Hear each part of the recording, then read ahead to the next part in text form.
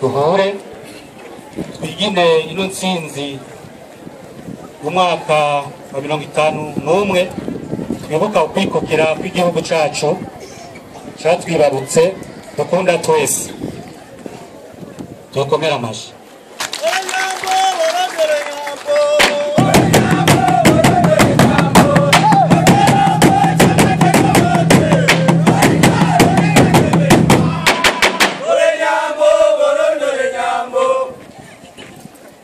Nayo yaduhaye aya mahoro mubona yatumye twese tuba turi kumwe hano cishije mu ndongozi zacu kandi cishije mu banyagihugu twese turi hano.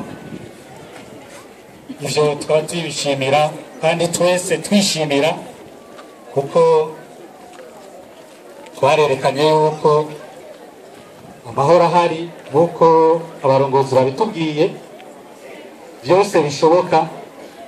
Mu bisanzwe hajya nta bukene dufise burengeje abandi rwose, ubukene buri mu mitwe yacu no mu mitima yacu, ariko mu gihe mu mitima yacu no mu mitwe hugurutse tukumvira impanuro abaturongora baduha,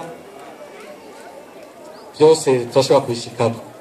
Ndanezerewe cyane rwose shimira abaduhaye kano kajambo kugira ngo ndabaramutse turamukanye twiginane.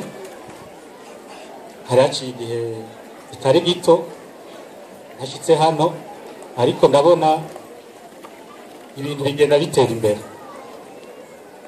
bitwereka yuko niyo ntsinzi turiko turigina uno munsi by'ukuri ifise ishingiro kandi turabishima rwose. Nta majambo menshi ifise kuri uno munsi uretse yo gushima ko byakunze ko tuba kumwe twiginane twese uno munsi. Hanyuma norangiza ndabashimira mwese kubona mubandanya mwita ku rutare kugira ngo ino komine yacu igira amahoro, ino ntara yacu igira amahoro.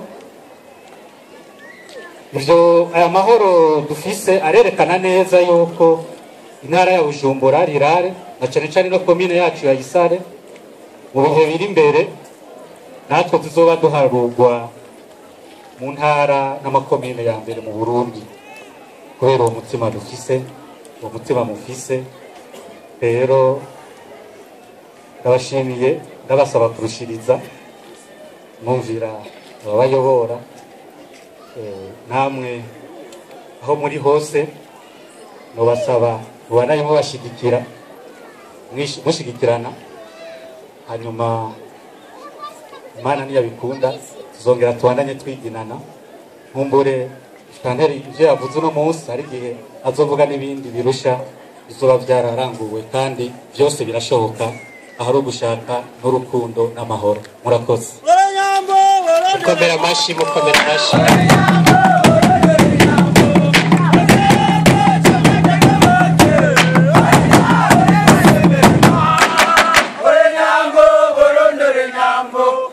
Ndirimbo yaririmbye arakaririmbo nakunda cyane yavuga ngo ndirimbo ya gatandatu navyo noshobora kuba kwisi no kwitonda kuba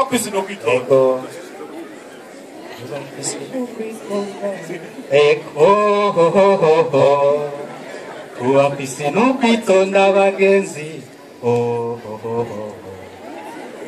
kuba kwisi no kwitonda ubuntu burihabwa. Umuntu nuwovugwa neza ahari hose na bose, akabana neza n'abandi mu mahoro n'urukundo. Amanyamara asaza ntasaba, nta bwiza bwo kwishima. Urinda ururimi rwiwe azigama ubuzima bwiwe, wirinda gukora inabi aroga imigisha myinshi.